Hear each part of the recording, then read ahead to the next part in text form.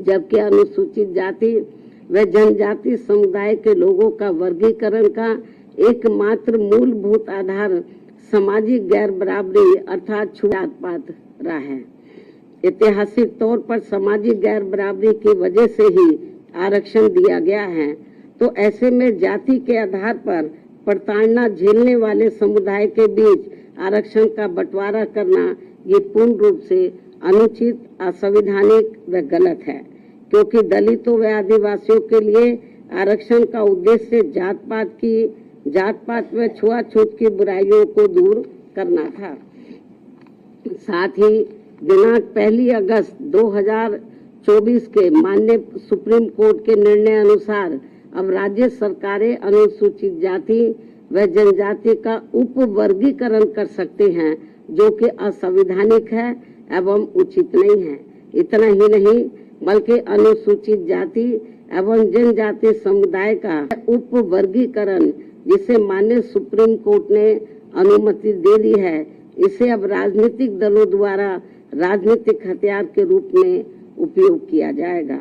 जहां एक तरफ राजनीतिक दल अपने राजनीतिक उद्देश्यों को पूरा करने के लिए कुछ अनुसूचित जाति व जनजाति वर्गों को हाशिए पर धकेल देंगे और उनके लिए पक्षपात का माहौल बनाकर अपना उद्देश्य पूरा करेंगे, तो वहीं दूसरी तरफ अनुसूचित जाति एवं जनजाति के इस उप वर्गीकरण के कारण काफी पद रिक्त रह जाएंगे और आगे चलकर फिर उन पदों के अनारक्षित श्रेणी में तब्दीली हो जाने की प्रबल संभावनाएं होंगी। अतः जिस मुख्य उद्देश्य के लिए परम पूज्य बाबा साहब डॉक्टर भीमराव अंबेडकर ने संविधान के तहत अनुसूचित जाति एवं जनजाति वर्ग को आरक्षण दिया था, उसे अब एक प्रकार से प्रभावहीन बना दिया जाएगा, अर्थात खत्म कर दिया जाएगा। वैसे भी खासकर बीजेपी, कांग्रेस व समाजवादी पार्टी आदि हमेशा से ही एसटी वर्गों को मिल रहे आरक्षण के विरुद्ध रहे हैं और इसलिए इनके वकीलों ने उप वर्गीकरण की काफी जोरदारी से कोर्ट के सामने अपनी दलीलें भी रखी हैं और इसे खत्म करने की सिफारिश में ये पार्टियां हमेशा प्रयासरत रहती हैं।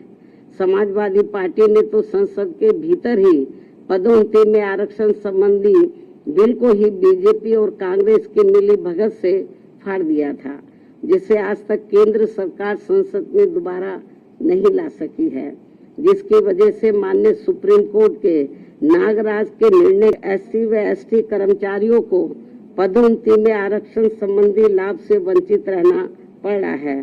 तथा अब इसी प्रकार से इस नए निर्णय दिनांक 1 अगस्त 2024 के तहत अंत में हमेशा के लिए ही इन वर्गों को आरक्षण से वंचित होगा और इससे फिर बीजेपी, कांग्रेस व समाजवादी पार्टी आदि को आरक्षण खत्म करने के लिए इन्हें संविधान बदलने की भी जरूरत नहीं पड़ेगी। और यही कारण है कि इन पार्टियों ने केंद्र सरकार व राज्य सरकारों की तरफ से उचित पैरवी भी नहीं की है और काफी कुछ उप वर्गीकरण के पक्ष में दलीलें रखी हैं, जिससे कि मौजूदा चल रहे आरक्षण के विरुद्ध निर्णय आए और एनडीए व इंडिया अलायंस की सभी पार्टियों की नीयत ठीक होती और वो एससी व एसटी को मिल रहे आरक्षण में छेड़छाड़ आदि करके उसे खत्म नहीं करना चाहते, तो फिर मेरी इन सभी पार्टियों से ये अपील है कि ये सभी पार्टियां इस विषय पर, इस मुद्दे पर देश के समूचे एससी व एसटी समाज के समक्ष अपने स्पष्ट करें और इसी चल रहे संसद सत्र में संविधान में उचित संशोधन लाकर ये स्पष्ट करें कि अनुच्छेद 341 व 342 के तहत माननीय राष्ट्रपति द्वारा घोषित एससी व एसटी जातियों के संबंध में भविष्य में किसी भी प्रकार की छेड़छाड़ व उप वर्गीकरण करने का अधिकार किसी को भी नहीं होगा तथा इन सभी जातियों को आरक्षण प्राप्त होने के लिए एक समूह के रूप में ही देखा जाएगा। ये इनको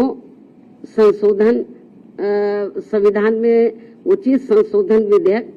इनको लाना चाहिए और ये सब लाकर इनको संविधान के में इसको शामिल करना चाहिए, ताकि फिर भविष्य में कभी भी जो SC/ST का आरक्षण है उसके साथ किसी भी प्रकार का कोई छेड़छाड़ आदि ना हो सके। हालांकि ये नौबत नहीं आती यदि इसको बहुत पहले ही संसद द्वारा संविधान की 9वीं सूची में डाल दिया जाता। हमारी पार्टी ने लोकसभा के अंदर भी और राज्यसभा में भी इस मामले को अनेकों बार उठाया है, लेकिन इसको टाल दिया गया, क्योंकि जब बीजेपी पावर में रहती है वो भी इसको टाल मटोल करती है। इस मामले को कांग्रेस पावर में रहती है तो वो भी इस मामले को टाल मोल कर देती है। इससे स्पष्ट है कि चाहे कांग्रेस हो, बीजेपी हो या अन्य पार्टियां हो, उनकी वीकर सेक्शन के मामले में, खासकर दलितों व आदिवासियों के मामले में अभी उनकी जातिवादी सोच बदली नहीं है। मुझे नहीं लगता है कि ऐसा कुछ ये पार्टियां कर पाएंगी। इसके साथ साथ मेरी इस देश के सभी अनुसूचित जाति व अनुसूचित जनजाति वर्गों के लोगों से ये खास अपील भी है कि इस समय इस निर्णय से उत्पन्न स्थिति को अपने व अपने बच्चों के भविष्य तथा अपने संवैधानिक अधिकारों को नुकसान होने से बचाने के उद्देश्य से तथा बाबा साहब डॉक्टर भीमराव अम्बेडकर के द्वारा अपने अथक प्रयासों से इन वर्गों को जो संवैधानिक अधिकार दिलाए गए हैं, तो उन्हें खत्म होने से बचाने के लिए इस स्थिति को अपने लिए एक आपातकालीन की स्थिति समझते हुए इन्हें एकजुट होना पड़ेगा तथा मात्र अपने अपने राजनीतिक स्वार्थ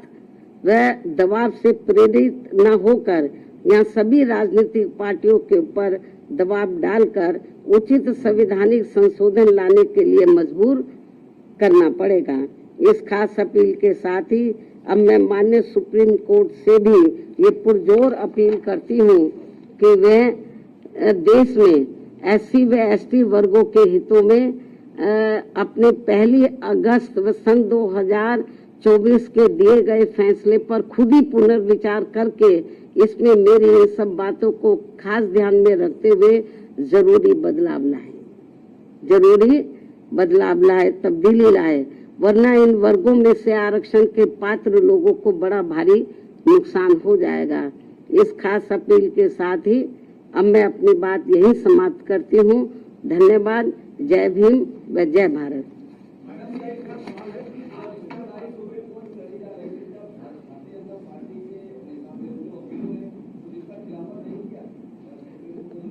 नहीं, उसका खिलाफत इन्होंने नहीं किया।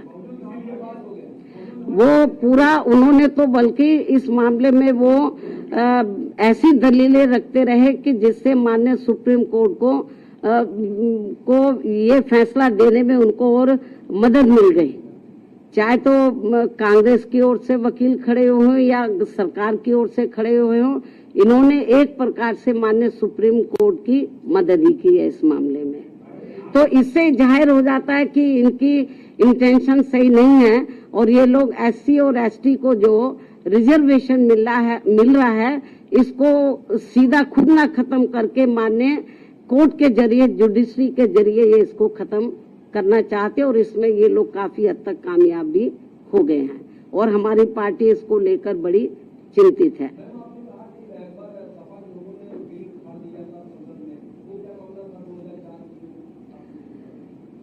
जो SC ST का पदोन्नति में जो आरक्षण का मामला था तो वो लगभग खत्म सा हो गया था। उसको प्रभावी बनाने के लिए हमारी पार्टी ने उस समय सेंटर में कांग्रेस की सरकार थी, उनके ऊपर दबाव बनाया कि आप इसमें संशोधन विधेयक लाइए और पदोन्नति में आरक्षण को पुनः प्रभावशाली बनाया जाए। जब ये बिल लाया गया तो कांग्रेस नहीं चाहती थी कि SC ST वर्गों के कर्मचारियों को पदोन्नति में आरक्षण का लाभ मिले। तो कांग्रेस उस समय पावर में थी, तो कांग्रेस और बीजेपी खुद ना आगे आकर उन्होंने समाजवादी पार्टी के जो सांसद हैं उनको आगे किया और उनकी मिली भगत से उन्होंने इस बिल को फाड़ा और इस बिल को पास नहीं होने दिया और अभी तक ये बिल पास नहीं हुआ है।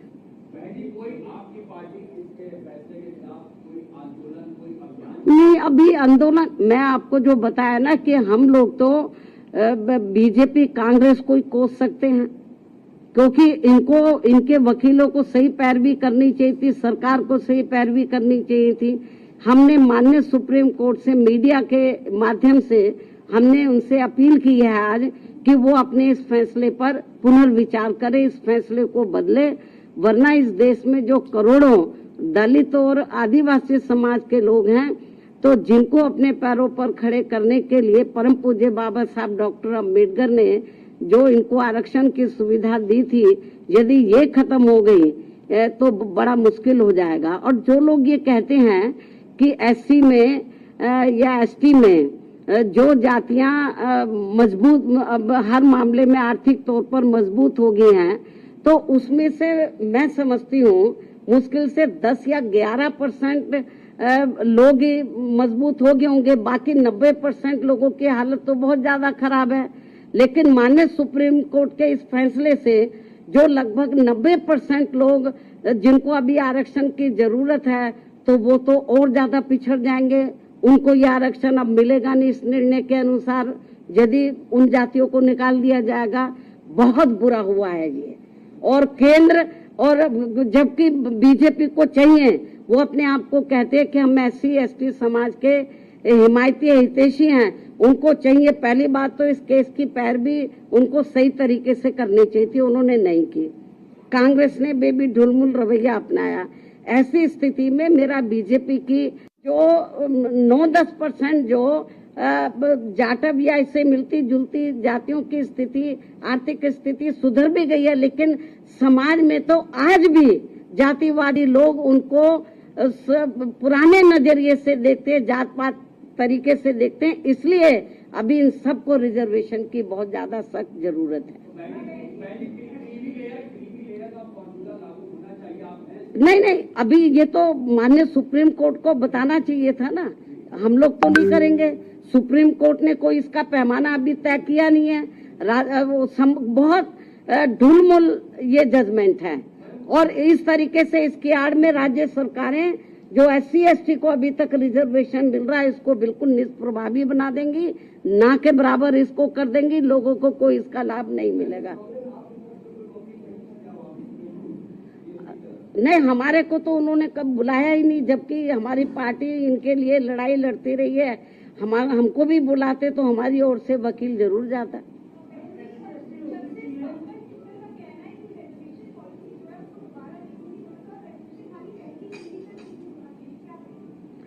भाई मैं आपको बताया कि ठीक है, आप आर्थिक नहीं, जो एससी एसटी के लोग हैं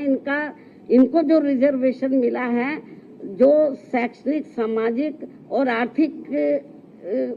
गैर बराबर हैं, इस आधार पर मिला। तो सामाजिक जो दृष्टिकोण है इन वर्गों के मामले में वो अभी लोगों का बदला नहीं है, इसलिए इनको अभी रिजर्वेशन मिलना बहुत जरूरी है।